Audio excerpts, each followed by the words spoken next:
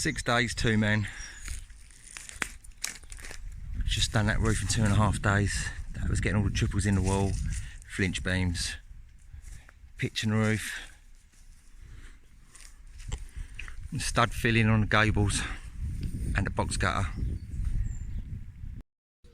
One way to get over if you can't get the heights of the doors in, usually you'd have a double timber on the top to tie it all in. What we did is put a lintel the whole entire way. That way we lost 100mm, which just gives us extra 100mm on the height for the door. We were still tight by about 80mm, so we said we could take a bit of the top of the door frame off, a bit of the bottom door frame off. We could take an extra centimetre out the bird's mouth. The leg, which is 150mm, we can creep that up 10mm. That way we could take it from loads of different options, and that was one way to get over the door frame.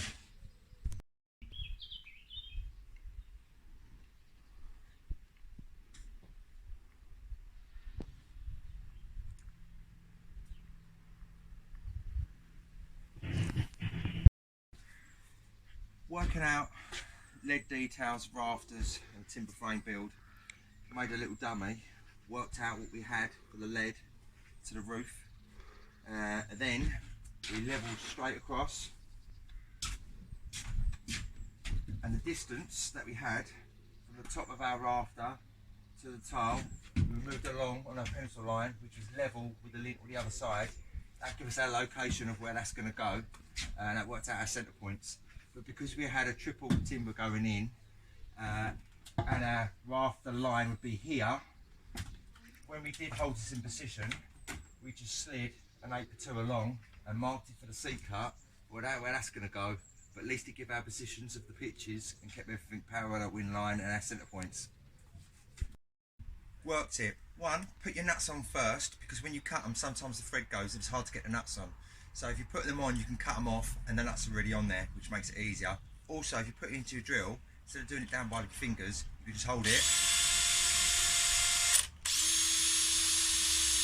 and you can position them easier and quicker. Good work tip. A little work tip when you're doing box gutters: where the lead goes up and over, sometimes there's a lump here and you get water doesn't fall off.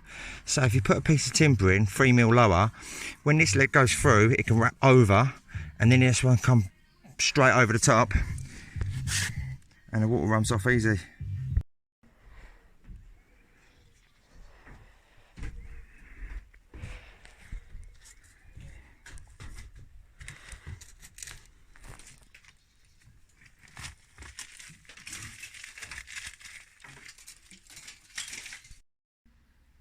Facia and soffit, good work tip. I like to put a backing board to keep it straight. I've used here a bit of 6x2 and took the angle off, and the reason why I've done that is because I want something bigger. Because I've only got a narrow piece of soffit, I can fix up to it, and that'll help fix the soffit. Apart from keeping a straight line for the fascia, that also makes it nice and strong for when the roofers walk on it and won't push it down, and it's a good fixing point. And the time it takes you to put that angle on it, it's quicker than trying to cut all the seat cuts of my feet spot on, so there's no waves in this now.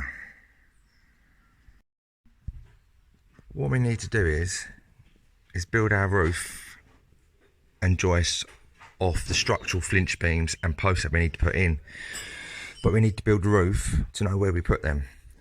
So a good work tip is to upright everything with timbers and cross brace it. Acros are fine, but they won't stop the spread. So if we can get it from every direction, support it from where it's needed, from the bottom all the way up to the top, and put timbers in at the top collars, support flinch, and across the top to stop any spread. That should hold it.